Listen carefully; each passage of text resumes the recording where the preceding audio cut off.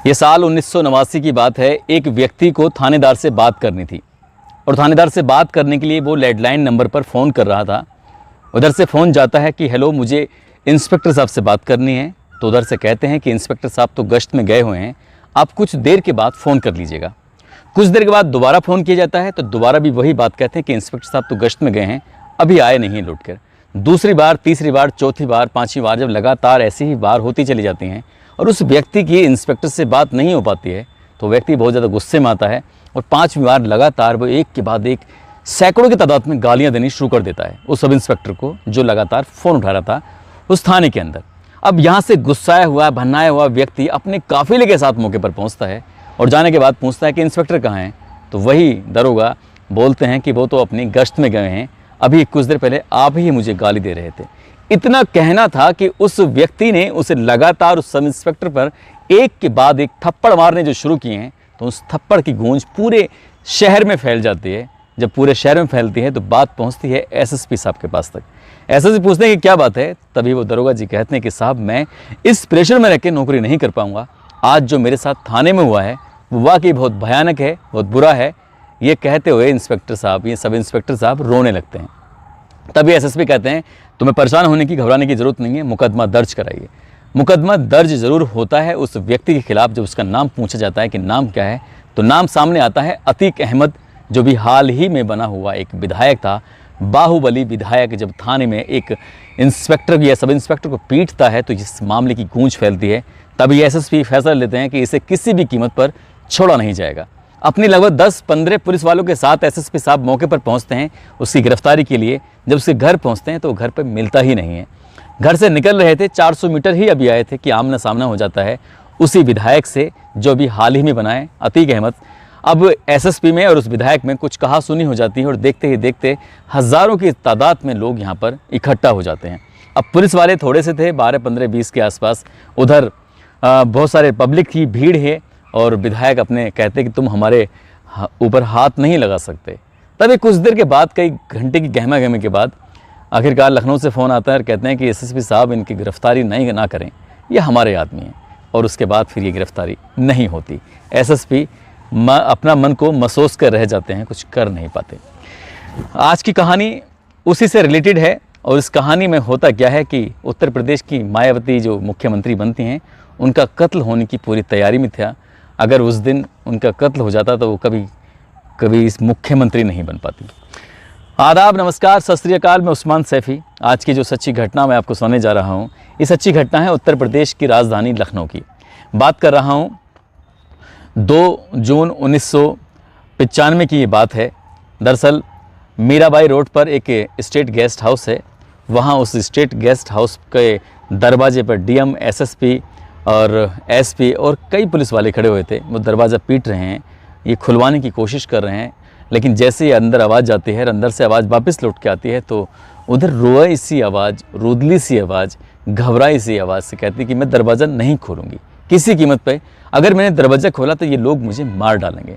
रोती हुई सी आवाज़। जब कई घंटे बीत जाते हैं तो आखिरकार डीएम, एसएसपी भरोसा दिलाते हैं कि तुम्हें परेशान होने की ज़रूरत नहीं है, कोई तुम्हारा कुछ नहीं बिगाड़ सकता, मैं यहाँ पर मौके पे मौजूद हूँ, पूरी फोर्स तुम्हारी सुरक्षा के लिए लगी हुई है। काफ़ी कोशिशों के बाद आखिरकार जब दरवाज़ा खुलता है और दरवाज़ा खुलता है तो बाल बिखरे हुए हैं, कपड़े फटे हुए हैं और वो डरी हुई, घबराई हुई थी, आंखों में कुछ आंसू से थे और वो थर थर से काँप रही थी। काँपने वाली महिला कोई और नहीं थी, जिन्हें उत्तर प्रदेश नहीं पूरे भारत में बल्कि पूरी दुनिया में लोग मायावती के नाम से जानते हैं। दरअसल कहानी शुरू होती है 6 दिसंबर 1992 को, जब उत्तर प्रदेश का अयोध्या में बाबरी मस्जिद को गिरा दिया जाता है तो पूरे देश का माहौल बिगड़ जाता है, ख़राब हो जाता है। लाखों लोग इस घटना के बाद दंगों की भेंट चढ़ जाते हैं, लाखों लोग घायल हो जाते हैं और उत्तर प्रदेश की राजनीति में एक तरह से आमूल चूल परिवर्तन हो जाता है। उन दिनों सरकार थी कल्याण सिंह की। कल्याण सिंह को अपनी सीट छोड़नी पड़ी, गंवानी पड़ी और यहाँ पर राष्ट्रपति शासन लागू हो जाता है। अब राष्ट्रपति शासन लागू होता है, इसी बीच में चुनाव की तैयारी शुरू हो जाती है। एक तरफ तो बीजेपी ने नारा दिया था कि रामलला हम आएंगे, मंदिर वहीं बनाएंगे, और इसी दूसरी तरफ समाजवादी पार्टी और बसपा यानी कि बहुजन समाजवादी पार्टी के संस्थापक कांशी राम आपस में पैक्ट करते हैं कि क्यों ना मिलके इलेक्शन लड़ा जाए, क्यों ना हम लोग साथ साथ मिलकर सरकार बनाएं, और इसीलिए उन दिनों उत्तर प्रदेश और उत्तराखंड एक ही हुआ करते थे और यहाँ पर सीटें होती थीं विधानसभा की 422 सीटें जो होती थीं उनमें से बंटवारा होता है। समाजवादी पार्टी के हिस्से में आती हैं 256 सीटें और बसपा के हिस्से में आती हैं उस अलायंस के बाद, उस गठबंधन के बाद 164 सीटें। चुनाव होता है और चुनाव में सपा को 109 सीटों पर जीत हासिल होती है और बसपा को 67 सीटों पर जीत हासिल होती है। और जो पहले से ही तय था कि मुलायम सिंह यादव मुख्यमंत्री बनेंगे अगर उनके विधायक ज़्यादा होते हैं, वही था, वो तय जो होता है। वो पहली बार नहीं, दूसरी बार 4 दिसंबर 1993 को मुलायम सिंह यादव मुख्यमंत्री की शपथ ले लेते हैं और मुख्यमंत्री बन जाते हैं। सब कुछ ठीक चल रहा था जैसे चाह रहे थे, लेकिन विपक्षी और भी लोग दावा कर रहे थे ये गठबंधन ज़्यादा दिन टिक नहीं पाएगा। साल 1993 में ये बनते हैं मुख्यमंत्री और 23 मई 1995 की बात है जब कुछ आपस के मन मुटाव हो जाते हैं, लगातार इधर उधर से कानाफूसी होती है, लगातार शिकायतें आती थीं। तब काशीराम जी लालजी टंडन जी को फ़ोन करते हैं और कहते हैं कि लालजी टंडन जी, हमारे पास जो विधायक हैं और आप अपने विधायक और बाकी हम इधर उधर से कोशिश करेंगे, तो क्यों ना हम आपस से मिलकर नई सरकार का गठन करते हैं। तो अगर आप तैयार हों तो हम चाहते हैं कि मायावती मुख्यमंत्री बन जाए। अब ये बात तय हुई थी तो उन्होंने कहा ठीक है, देखते हैं, जो भी तैयारी है करते हैं। और ये बात आई गई नहीं होती बल्कि इस पर विचार विमर्श होना शुरू हो जाता है। लालजी टंडन जी से मुलाकात के बाद 1 जून 1995 को मायावती अपने 11 मंत्रियों के साथ प्रदेश के जो राज्यपाल होते हैं मोतीलाल वोरा, उनसे मुलाकात करने के लिए जाती हैं। दरअसल जो मंत्री होते हैं वो सपा और बसपा के जो अलायंस के बाद जो सरकार बनती है तो उसमें 11 मंत्री जो चुने जाते हैं वो बसपा के होते हैं। मायावती के साथ जब जाते हैं तो वो 3 पत्र थमाती हैं। 3 पत्र देते हुए राज्यपाल जी को कहते हैं कि ये लीजिए, और पहले पत्र में हवाला होता है कि सभी तरह के निर्णय लेने के लिए बीएसपी के जो संस्थापक हैं काशीराम जी, वो अधिकृत उनको किया गया है।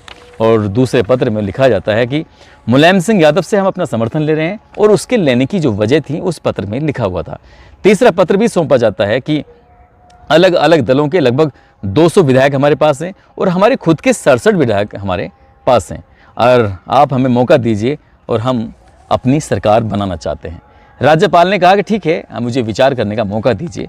1 जून को वो पत्र लेते हैं और वो शांत हो जाते हैं। अगला 2 जून आता है और 2 जून की बात है, मीराबाई रोड पर जो गेस्ट हाउस है, वीआईपी गेस्ट हाउस, वहाँ की कमरा नंबर 2 में ये कॉन्फ्रेंस कर रही थी मायावती अपने विधायकों के साथ।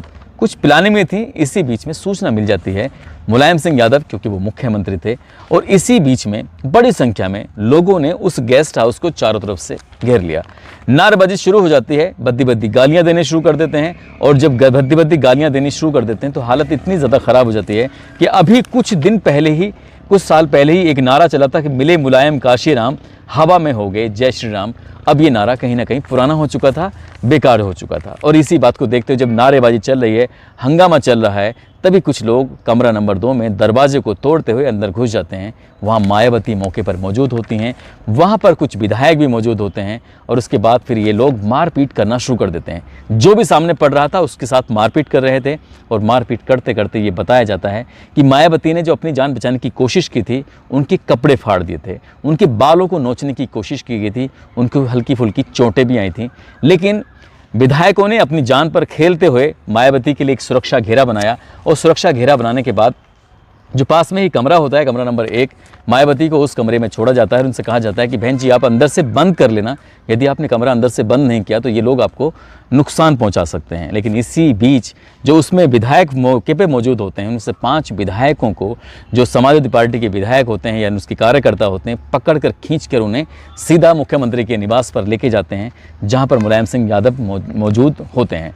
वो इतना ज़्यादा घबराए हुए थे, परेशान थे, वो समझ नहीं पा रहे थे कि हमारे साथ हुआ क्या है। और वो जैसे विधायक जाते हैं, वो अपनी जान बचाने के लिए थोड़ा घबराए होते, उन्हें कुछ कागज़ दिए जाते हैं, उन कागज़ों पे वो साइन करने के लिए विवश हो जाते हैं, मजबूर हो जाते हैं। साइन तो हो जाते हैं, लेकिन अब लग रहा था सब कुछ ठीक हो चुका है, सब कुछ बिल्कुल नॉर्मल हो चुका था, लेकिन सब कुछ नॉर्मल नहीं था। उधर हंगामा लगातार चल रहा था। हालांकि मौके पर एसएसपी मौजूद थे, ओपी सिंह एसएसपी बताए जाते हैं। उस टाइम काफ़ी फोर्स था, लेकिन फोर्स कुछ नहीं कर रहा है। एसएसपी बाहर में खड़े होकर सिगरेट फूंक रहे थे, जो आसपास के लोग उन्हें देख रहे थे। हंगामा करने वाले हंगामा कर रहे थे। पहला दरवाज़ा टूट ही चुका था, दूसरे दरवाजे यानी कि कमरा नंबर 1 में मायावती मौजूद थी और जब दरवाज़ा लगातार तोड़ने की कोशिश कर रहे थे तो इसी बीच में फर्रुखाबाद के विधायक होते हैं ब्रह्मदत्त द्विवेदी वो लाठी लेकर मौके पहुंच जाते हैं और वहाँ लाठी चलाने की कोशिश कर रहे थे ताकि इस भीड़ को काबू में किया जा सके। पुलिस वाले तमाशा देख रहे थे। एक विधायक उन लोगों से लोहा लेने की कोशिश कर रहा था। तुरंत इसी बात को देखते हुए हजरतगंज थाने के इंचार्ज होते हैं, जिनका नाम होता है विजय भूषण, साथ ही उनके साथ एक और इंस्पेक्टर होते हैं जो VIP ड्यूटी में रहते थे, सुभाष सिंह बघेल। ये भी मौके पर आते हैं और इस भीड़ को रोकने की कोशिश कर रहे हैं। यहाँ मार पिटाई तक की नौबत आ जाती है। SSP तमाशा देख रहे थे। मायावती अंदर घबराई हुई थी। बाहर से आवाज़ आ रही थी कि इसको आज छोड़ना नहीं है, मार देंगे, हंगामा, ये वो, गाली वाली। मायावती बहुत बुरी तरह से अंदर कांप रही थी। बताने वाले ऐसा बताते हैं। लेकिन इसी बीच में जो इस ज़िले के DM साहब होते हैं राजीव खैर, वो सूचना मिलती है, वो मौके पर पहुंचते हैं। मौके पर आने के बाद उन लोगों को समझाने की कोशिश कर रहे थे। उन्होंने SSP से कहा तो SSP शांत थे। उन्होंने कहा कि मुख्यमंत्री के निवास से कुछ आदेश है, आपको भी मानना चाहिए, और मुख्यमंत्री के आदेश कौन नहीं मानेगा जो मुख्यमंत्री कहेंगे। लेकिन इस बीच में उन्हें समझाने की कोशिश कर रहे थे लोगों को जो हंगामा चल रहा था। तब राजीव खैर के आदेश पर उन्होंने SP होते हैं, पुलिस अधीक्षक होते हैं राजीव रंजन वर्मा, उनसे कहा जाता है कि जो नहीं हटे उनको लाठियों से तोड़कर अलग हटा दो। अब यह हंगामा इतना तेज था, मायावती अंदर बंद थी, शायद उनको मारने की, उनको इनकी हत्या की पूरी तरह से प्लानिंग ही थी जो ये सब चल रहा था। उसके बाद DM साहब ने जब उन्हें खदेड़ना शुरू किया और ये पहले से विधायक कोशिश कर रहे थे, दोस्त इंस्पेक्टर कोशिश कर रहे थे, तब जाकर वो भीड़ छटती है। और भीड़ छटने के बाद कई घंटे बीत जाते हैं। दरवाज़ा खुलवाने की कोशिश की जा रही थी, लेकिन वो दरवाज़ा नहीं खुल रहा था। दरवाज़ा क्यों नहीं खुल रहा था? क्योंकि मायावती को लग रहा था कि अब बाहर जो चल रहा है उन्हें मार डालेंगे। DM साहब कहते हैं राजीव खैर कि मैडम परेशान होने की ज़रूरत नहीं है, तुम्हारी सुरक्षा के पूरे इंतज़ाम किए गए हैं। वो कहती हैं कि सुरक्षा के इंतजाम तो पहले भी थे, लेकिन पुलिस मदद ही नहीं कर रही थी, इसलिए मैं बाहर नहीं आऊँगी। रात के 9:30 बजे के आसपास का वक्त हो चला था। दोपहर 3 बजे से हंगामा चलते चलते मायावती 9:30 बजे के बाद उस कमरे से, उस रूम से बाहर निकलती हैं। सकुशल उन्हें लेके जाया जाता है। मुलायम सिंह यादव अभी मुख्यमंत्री थे ही, अभी वो उनकी सरकार गिरी नहीं थी। रात के जब 11 बजते हैं तो मुलायम सिंह यादव को बहुत ज़्यादा गुस्सा आता है। वो पुलिस वाले जो यहाँ पर मदद कर रहे थे, वो पुलिस वाले जो IAS ऑफिसर होते हैं DM साहब, उनका रात में शायद 11 बजे तबादला कर दिया गया था। अगला दिन आता है। अगला दिन आने के बाद राज्यपाल के पास जो पत्र पहुंचे थे मोतीलाल बोरा के पास, उन्होंने उन पत्र का संज्ञान लिया। उसके बाद फिर देखा, और जब विधायक दल के पक्ष विपक्ष के जब इकट्ठे होते हैं, पता चलता है कि मायावती की सरकार बन जाती है। और पहली बार ऐसा होता है कि मायावती मुख्यमंत्री चुन ली जाती हैं। मायावती मुख्यमंत्री 3 जून 1995 को बन जाती हैं। मुख्यमंत्री बनने के बाद वो फैसला लेते हैं कि आखिरकार ये गेस्ट हाउस में कांड किसने कराया था, क्या मामला था, उसकी पूरी पड़ताल की जाती है, पड़ताल कराई जाती है। तो ये IAS ऑफिसर होते हैं रमेश चंद्रा, और रमेश चंद्रा इस आयोग का गठन हुआ था। उन्होंने 89 पेज की एक रिपोर्ट तैयार की थी, और उस रिपोर्ट के आधार पर पता चलता है कि इस सब कुछ करवाने के पीछे मुख्यमंत्री मुलायम सिंह यादव का हाथ था। लेकिन वो तब मुख्यमंत्री नहीं थे, क्योंकि मायावती मुख्यमंत्री बन चुकी थी।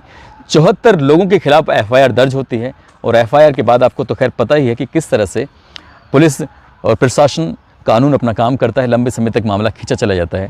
लेकिन इससे भी बुरी खबर ये होती है कि जो विधायक जो BJP का होता है, ब्रह्मदत्त द्विवेदी, जो कि मायावती को बचाने में, डिफेंस करने में कोशिश कर रहा था, 1 साल के बाद उसकी हत्या कर दी जाती है। वो हत्या करने वाले कौन थे, कौन नहीं थे, आज तक भी उस मामले में न्याय उन्हें मिल नहीं पाया है। हालांकि मायावती ने उन्हें अपना भाई मान लिया था, लेकिन वो बहन अपने भाई की ज़्यादा मदद कर भी नहीं पाई थी।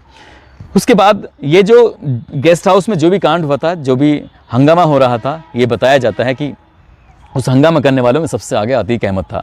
वो अतीक अहमद जिसका साल 2023 में 3 सरफरे उन्हें प्रयागराज में उनकी गोली मारकर हत्या कर देते हैं।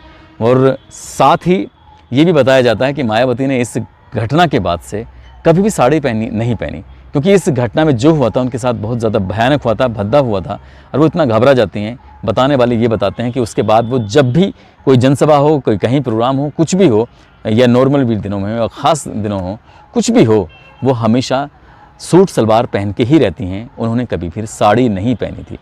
दोस्तों, इस पूरे घटनाक्रम को सुनाने का उद्देश्य किसी को परेशान करना नहीं है, किसी का दिल दुखाना नहीं है, बल्कि आपको जागरूक करना है, आपको सचेत करना है। आप जहाँ भी रहें अपना ख्याल रखें, सुरक्षित रहें। जय हिंद, जय भारत।